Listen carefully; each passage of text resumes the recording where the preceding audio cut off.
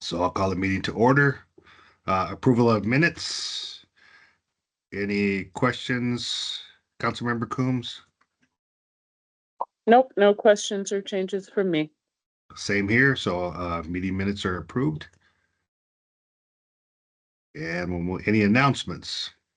Yes, this is Director Brooke Bell, and I would like to introduce Deputy Director Stephanie Monroe over Recreation Services and Golf. She comes to us from the city of Boulder, and Stephanie has her entire career has been devoted to recreation, and we're so happy to have her with us. And she also managed their recreation facilities in the Boulder Reservoir. And Stephanie, would you like to share a few comments about yourself, please? Sure. Thank you for the introduction. Welcome, and thanks for having me. I'm excited to be here. About 2 months in, so learning and getting up to speed as quickly as possible. So everyone's been so welcoming, and I'm so appreciative to that. Yes, I'm a Colorado native. I was born in Denver, but raised in Parker. So this is really close to my hometown. And yeah, I've been in recreation for about 30 years. I have been blessed with being able to have lots of opportunities through small and large municipalities. And as Brooke said, I just finished my jaunt at the city of Boulder as the regional recreation facility manager. So I'm excited to be here and to dig in and lean into the community and the staff. So thank you. Thank you and welcome. Thank you. All right. No other further announcements. Then we'll move on to the agenda items. 4A, we've got Pros Recreation Center youth age restrictions and unattended youth policy update. And Donna, you gonna present that? Just gonna start. I'm going to follow up after him. All right. So I believe we're starting with Winter. Well, good morning. I will be presenting slides 2, 3, and 4, and then Donna Hunt will do 5, 6, and 7. So we can go to the next slide. And Winter, could you introduce yourself, please? Yeah, I'm sorry. Winter Steger. I am the current acting recreation manager until that position is filled. Thank you. You're welcome.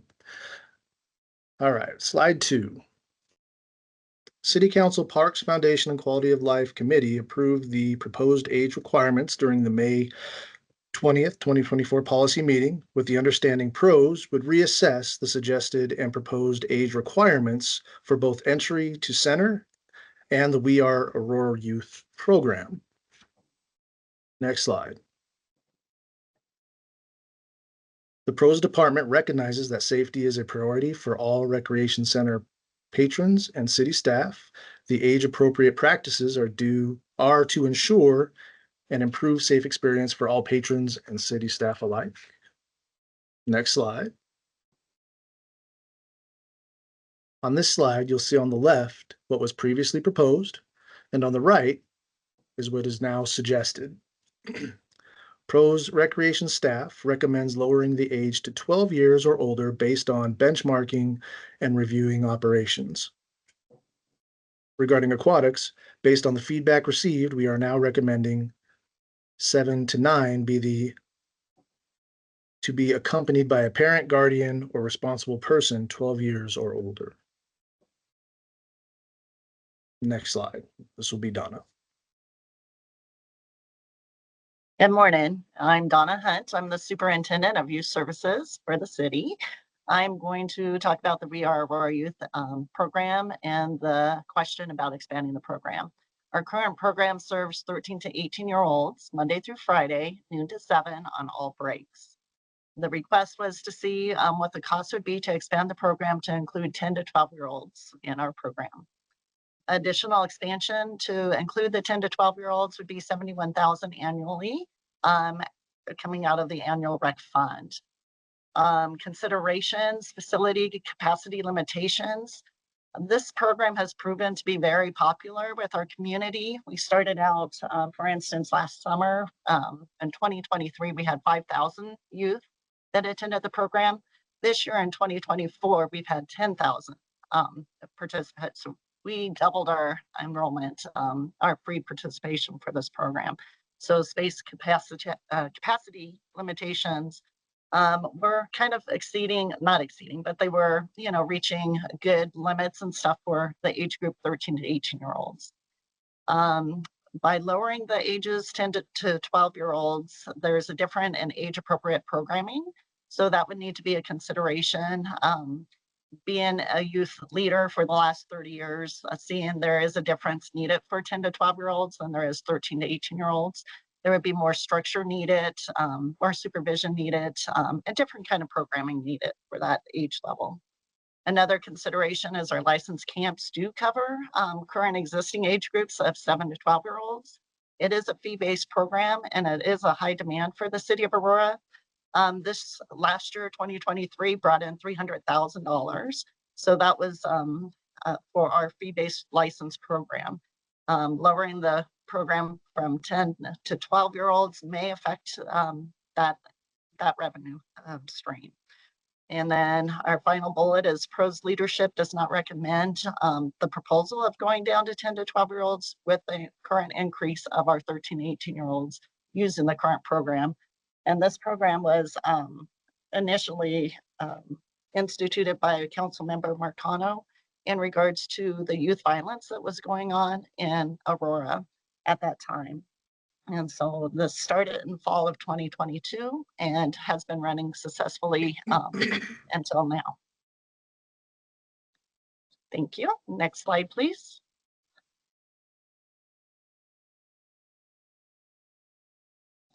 Next steps, we're asking that January 1st, 2025 youth admission age policy change is being implemented.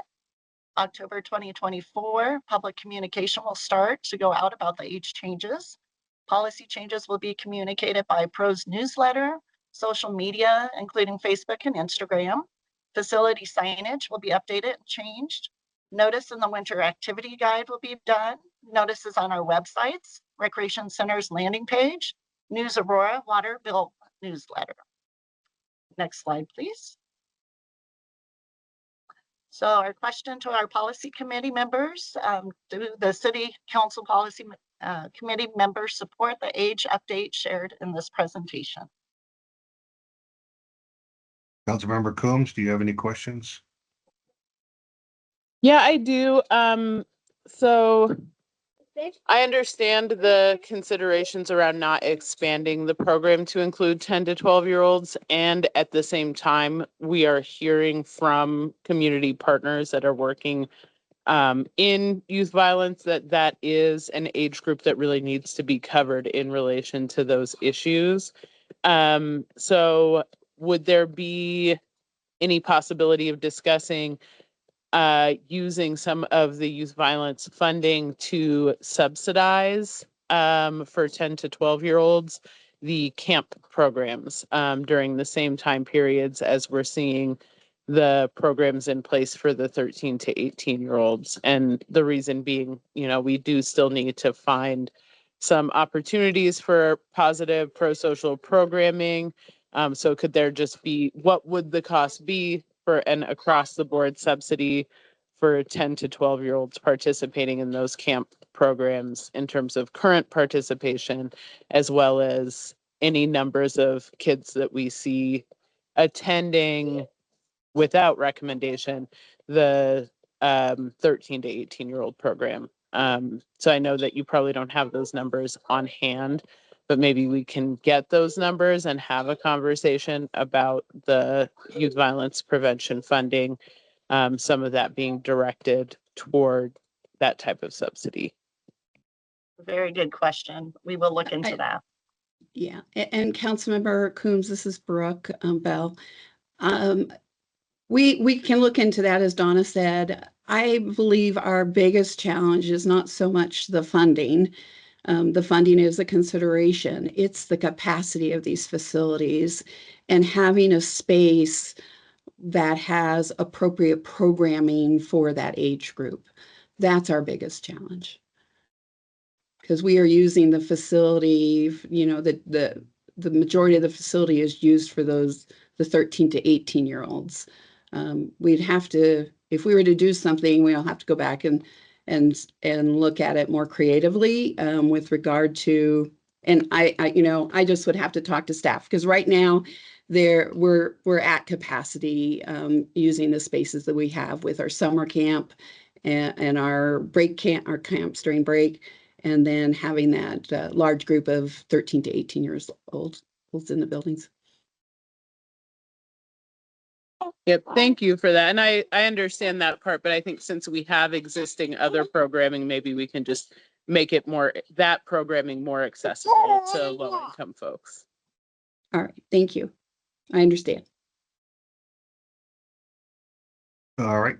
Yeah, the only question I had was, you said it was 71,000, the expense, is that per year to add Yes. that age group? Okay, that's what I was just trying to get clarification on that particular thing. Yeah, I mean, I know, yeah, I think we battled with this for a long time, obviously space, right? That's why I'm always trying to promote that we build out as much as we can when we can, because I know the needs always happen. So I know with pushing the youth empowerment center, that's something that we've had conversations around too, is this age group of 10 to 12 and how to tier that into the programming there. So we're having that same conversation regarding that as well. So I think we're trying to come up with some solutions to do that, so we can hopefully address some of that, maybe take some of that burden off you guys, maybe by having that age group participate in some of the activities that we're thinking about as well. So hopefully that can help mitigate some of that, and then also the financial piece of that too. So, all right. So you need us to see if we support the updates on that. Councilmember Coombs, do you want to wait till you get the other information before we approve this? Do you support the, excuse me, Councilmember? What was that? Medina? Go ahead. The question is about the ages. We'll just keep it short though. Tim, Tim Joyce, could you mute your mic, please? Thank you. And then Councilmember Medina, again, Brooke Bell, I'm sorry. The question is regarding the age changes that we're proposing for the center. So the age of responsibility has dropped from 18 to 12-year-olds is primarily what we're asking about. And then we'll continue to research the other items. Right. Councilmember Coombs, are you good with moving forward? Yep, I support that. Thank you for the presentation. All right. Well, thank you as well, and I'll support that as well, so we can move forward. Thank you. Thank you. Thank you, Winter. Thank you, Donna. All right. We'll move on to. You still got more presentation? Yes, my apologies. It was frozen for a second for me. Okay. So, all right. Number 4B, update to PRO's dedication and development criteria manual. Looks like Nicole. Good morning, everyone. I'm Nicole Ankeny, and I'm the manager of planning, design, and construction. And we just wanted to bring you a quick update with regards to the PRO's dedication and development criteria manual. Next slide, please.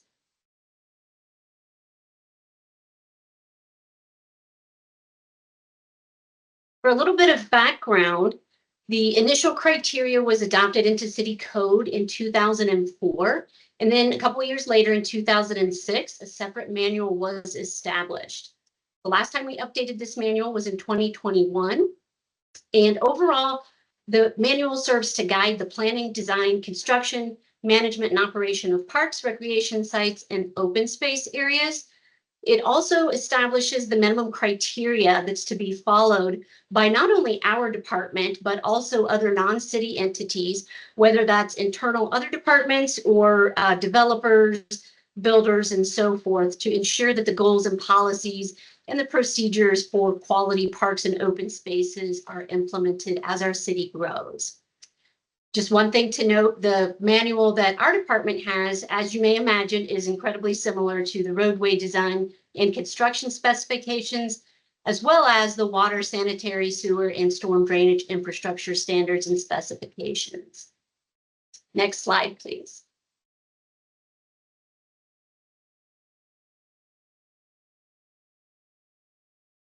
The Uniform Development Ordinance, that was originally approved by City Council back in 2019, and that serves as the city's unified zoning and subdivision regulations. There are several of the 12 purpose statements out of that chapter 146 that do relate to our department. I won't necessarily read all of these since you have that there in front of you on the screen, but the intent is that it provides for the consistent, predictable, and equitable administration of our city land use for development regulations, and that it implements a connected system for parks, trails, open spaces that promote improved outdoor activity and public health. Next slide. So you might ask, why is an update needed? As you may recall from a couple slides ago, the last update was done in 2021, but we need to ensure that we are being very consistent, predictable, and equitable. We also need to address some conflicts and inconsistencies with the UDO, as well as the roadway and storm manuals. We will also be addressing changes related to the August 2022 Water Conservation Ordinance, also informally referred to as turf reduction or turf conversion. We also need to address development concerns, such as if and when more flexible criteria can be administered. We also need to analyze the land dedication calculations and methodologies and associated cash in lieu, as well as the park development fees and any other capital impact fees. Lastly, we need to ensure that we have alignment with our newly approved PROS master plan, Our Parks, Our Places. And then there are some technical aspects to this. So the front part of the manual I have in front of me here is over 300 pages. And the front part of the manual is really about all the criteria and that developers and the department needs to follow. The back portion of the manual gets into the nitty-gritty of the construction details and specifications. And both of those areas really need an update at this point in time. Next slide, please. So next steps. We did release an RFP back in April, and we were asked by one of the potential bidders to expand that date to give them a little bit more time. However, when June 6th arrived, no proposals were received. After going back and forth somewhat with our procurement department, we determined that it may be best to seek a single source contract. Once no proposals are received, that is one of the allowable opportunities when single source contracting can be used. We're currently in discussions with a firm that is putting together a proposal for us. So we anticipate having their proposal within the next 2 weeks or so. The projected timeline for the overall project will be from about Q1 of 2025 through the end of next year. We assume it will be 12 to possibly 18 months because it is going to be a more robust updates. There are years such as 2021 and others where there were some analysis that was done, but the actual updates really only impacted a handful of sections. Please note there will be public engagement, focus groups, pros and city staff, as well as the development community. We have a lot of advisory groups that serve the development community, from the Development Review Advisory Board to the Joint Task Force. We will be also working with any other advisory boards and commissions and committees as we go. Next slide, please.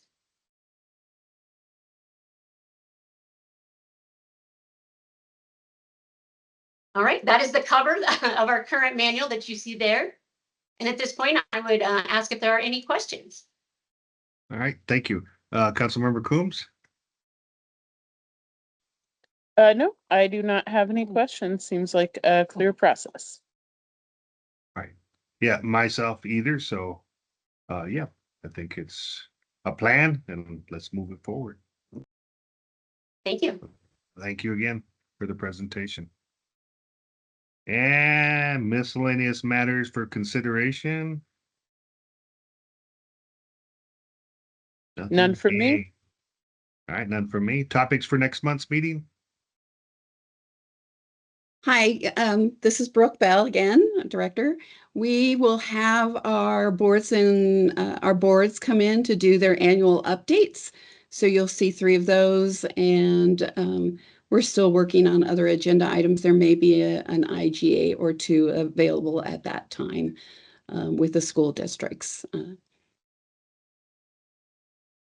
Sounds good. And Miss Stephanie Monroe, if you could send me some possible dates to meet with you, I'd like to meet with you one-on-one just to kind of know a little bit more of what you do and just see how I can be of more of assistance. So if you could send me some dates and times, I'll respond back and see if we can get together.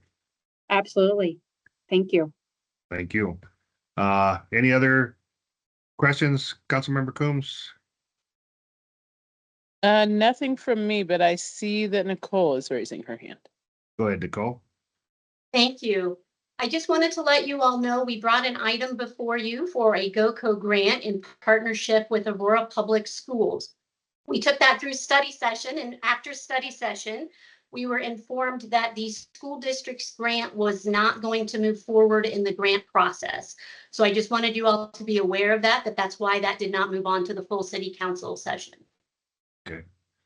Thank And you. apparently, I can give you a little bit of Thank you. information. Apparently, GOCO received over $31 million in requests, which was significantly more than the funding they had available. So it wasn't anything negative about the particular project. They just received a significant amount of requests above and beyond the funds they had available. All right. Well, thank you for that update. All right. Seeing no other questions or concerns, we'll adjourn the meeting. Thank you all. Have a great day.